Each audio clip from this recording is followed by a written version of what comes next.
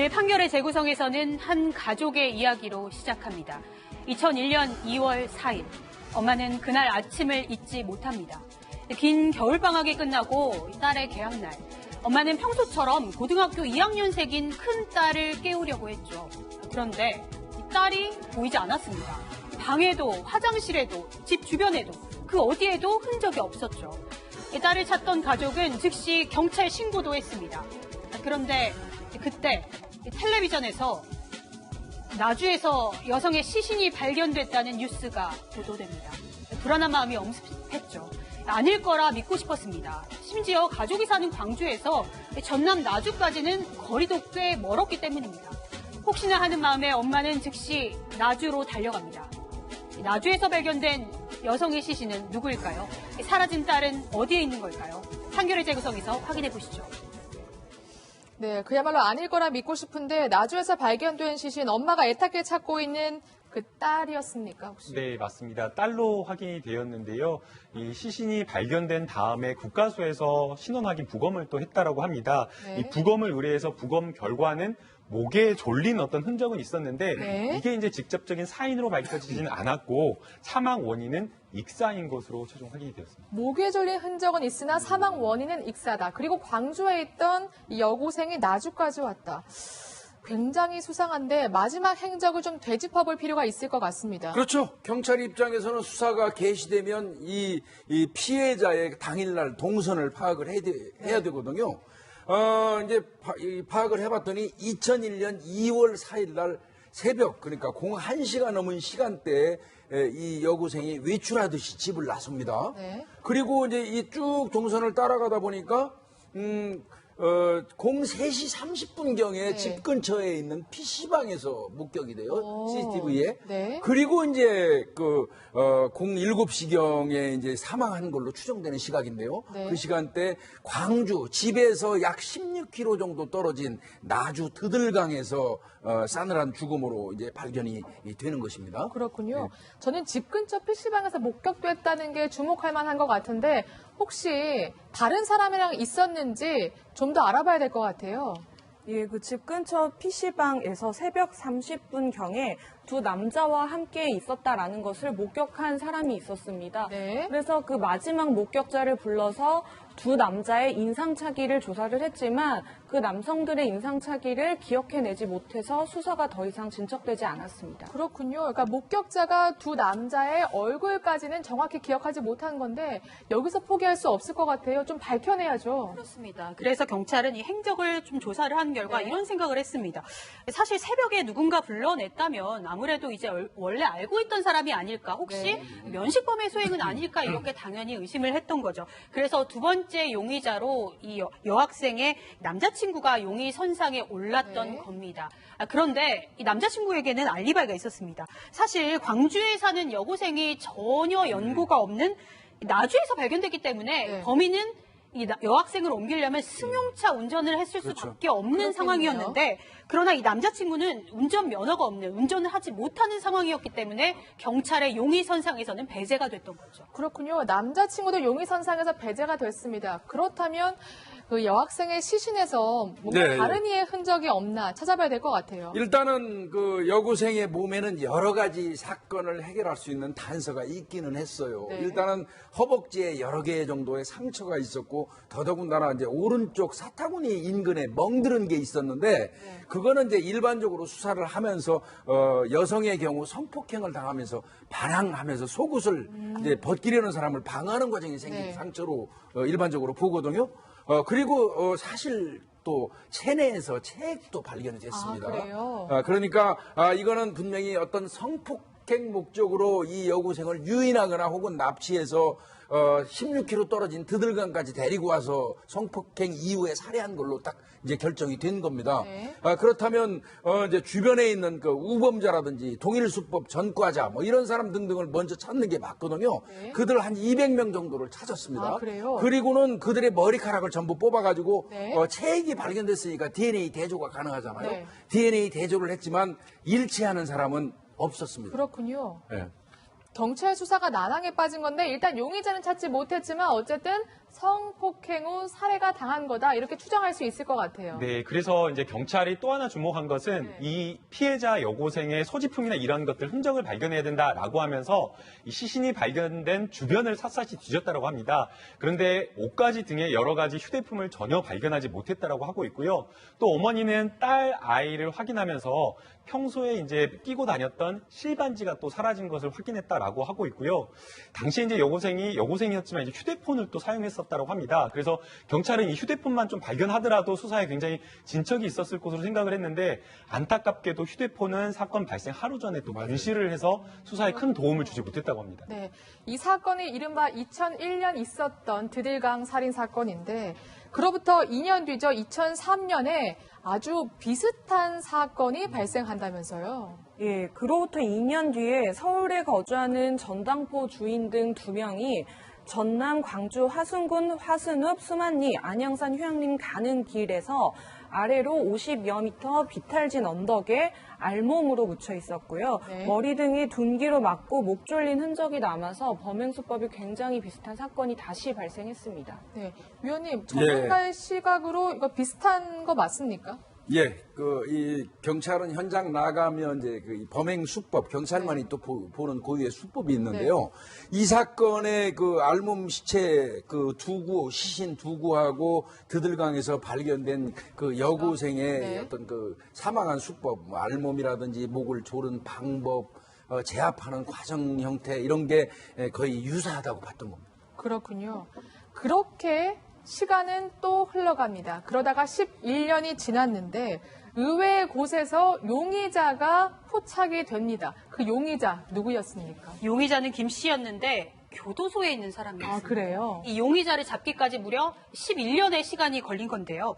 2010년에 이 용의자의 동의 없이도 이 DNA를 채취해서 비교를 할 수 있도록 법이 바뀌었던 겁니다. 그렇군요. 그래서 이렇게 시간이 오래 걸렸는데 네. 2012년 이 피해 여성과 용의자의 DNA가 일치하는 사람이 나타난 겁니다. 그런데 말씀드린 것처럼 이 사람은 이미 2003년에 이 전당포 주인 2명을 살해한 혐의로 무기징역을 선고받고 수감 중인 무기수 김 씨였던 겁니다. 피해 여성의 체액과 그리고 이 김 씨의 유전자가 대조한 결과 일치한다는 그런 검사 통보를 받고 경찰은 재수사에 착수하게 된 거죠. 네. 일단 2003년에 전당포 주인 2명을 살해한 혐의로 기소돼서 목포 교도소에 수감되게 되는데 듣자 하니 그 전부터 경찰에 체포돼서 뭐 조사를 받았고 수감되어 있었다 이런 얘기가 들리더라고요. 이게 이제 범행을 한 네. 직후에 이 김모 씨 같은 경우는 경찰의 어떤 수사 압박이 들어오기 시작하면 수사 대상자가 될 수밖에 없는 전과 뭐 이런 게 있으니까 그걸 피하기 위해서 피신처로 교도소를 선택한 것 같습니다. 아, 그래요? 그래서 범행 직후에 사실은 이 사람이 개를 12마리 훔쳐가지고 절도죄로 구속 수감이 되는데요. 그 당시에 이 사람이 개를 훔칠 만한 이유라든지 절박한 상황이 없었다는 거예요. 네. 그럼에도 불구하고 이 개를 2마리 정도 훔쳐가지고 절도죄로 일부러 어떻게 보면 은신처 삼아서 구속돼서 교도소에 피신을 한 게 아닌가 이렇게 경찰은 봤던 겁니다. 그렇군요.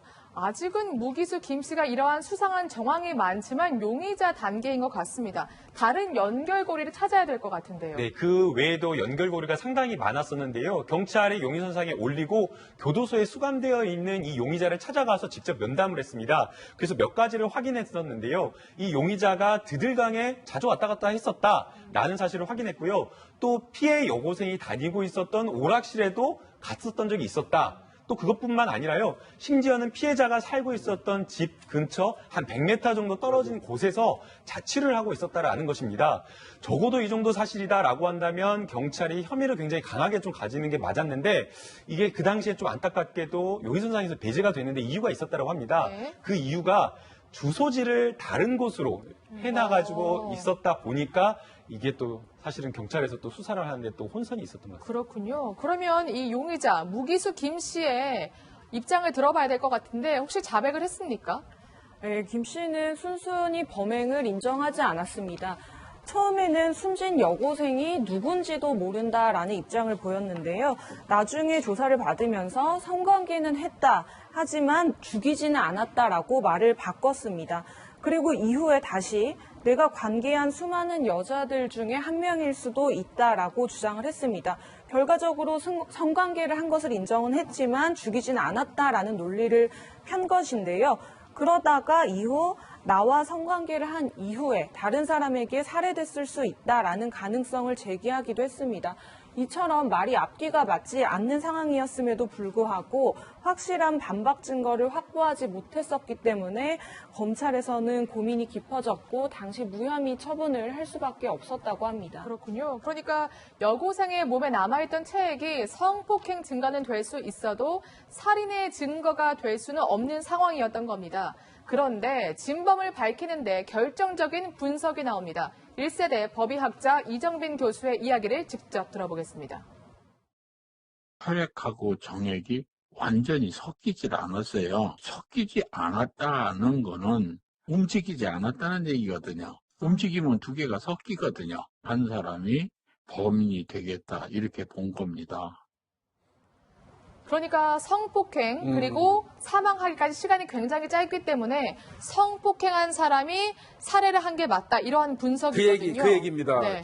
이 범인 김 씨 같은 경우는 성관계는 했지만 살해하지는 않았다고 주장했거든요. 네. 그런데 성관계를 했지만 살해하지 않았다고 주장을 하는데 성관계를 한 그 흔적이 체액이 나왔지 않습니까? 근데 그 체액이 그 당시에 이 피해 여고생이 이 생리를 하고 있었어요. 그래서 그 생리혈하고 그 이 체액이 그 이제 이른바 이게 남자의 그 정액이 네. 같이 동시에 나왔는데 일반적으로 합의에 의한 성관계를 실시했을 때는 네. 섞인답니다. 그래요? 혈액과 이 정액이 섞이는데 이 경우는 생리혈과 정액이 섞이지 않은 채로 현장에서 발견이 됐다. 네. 그 얘기인즉슨 바꿔서 얘기하면 성관계 직후에 바로 살해를 했기 때문에 네. 섞일 시간이 없었다는 걸 의미하는 겁니다. 그렇군요. 네, 이렇게 어렵게 진범인을 밝혀냅니다. 또 마침 살인죄 공소시효도 폐지돼서 경찰이 더 적극적으로 수사에 나서게 되는데요. 추가적인 증거가 혹시 또 나왔습니까? 추가적인 증거가 나왔습니다. 사실 피신처로 생각했던 교도소에서 네. 덜미가 잡히게 됩니다. 경찰이 수사하는 과정에서 김 씨와 함께 수감을 했던 350명을 모조리 다 조사를 했습니다. 그래서 어떤 말을 했는지 어떤 행동을 했는지 하나하나 다 조사를 했는데 실제로 수감 생활에서 알리바이를 조금 만든 듯한 정황이 포착이 된 겁니다. 네. 강진을 찾아서 과거에 사진을 찍었던 그런 정황도 나왔고요. 심지어 재판에 대비해서 사전 연습을 한 사실도 추가로 드러날 수 있었습니다. 그렇군요. 알리바이를 만들어 간직하고 있었고 동료 수감자와 모의 재판 연습까지 했습니다. 정말 범인이 맞구나 경찰도 확신하게 되는데요. 결국 재판에 넘어가게 됩니다. 어땠습니까? 그때는요? 네, 무죄를 주장했으나 1심에서부터 무기징역 유죄를 선고받았습니다. 네. 양형 부당으로 계속 항소하고 상고까지 했는데요. 이 법원에서는 양형이 부당하지 않다, 유죄가 인정이 된다라고 하면서 참여하라라고 유죄를 그대로 확정을 했습니다. 네. 근데 저는 이해가 안 가는 게 이미 무기징역형을 살고 있잖아요. 네. 근데 무기징역형을 선고하면 어떻게 되는 거예요? 이건 사형 선고해야 되는 거 아닌가요?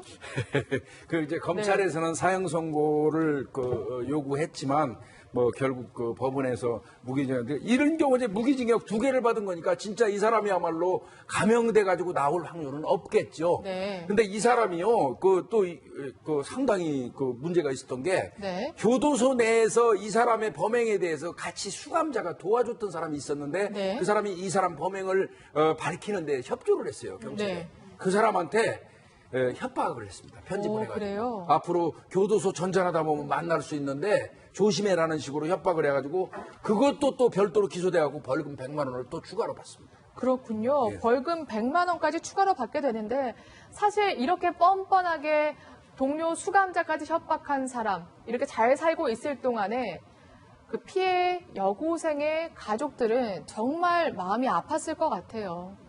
예, 유족들의 마음이 어땠을지 감히 상상하기도 어려운데요. 그 당시에 피해자의 아버지 같은 경우는 딸을 지켜주지 못했다는 죄책감으로 비관하다가 2009년경에 스스로 목숨을 끊었습니다. 그리고 피해자의 어머니 같은 경우는 우리같이 빼겁고 힘없는 사람들은 계속 이렇게 당해야 하냐, 못난 엄마라서 딸에게 너무 미안하다라고 한탄을 했는데요. 마침내 무기징역이 확정이 됐을 때 이제야 저 세상에 갔을 때 남편과 딸의 얼굴을 제대로 볼 수 있을 것 같다라고 말을 했습니다. 네, 그렇군요. 특히 이 사건은요, 태안이법이 실행된 이후에 처음으로 유죄 선고가 난 판결이라서 더욱 의미가 있다고 합니다. 지금까지 판결의 재구성이었고요. 저희는 1분 뒤에 돌아오겠습니다.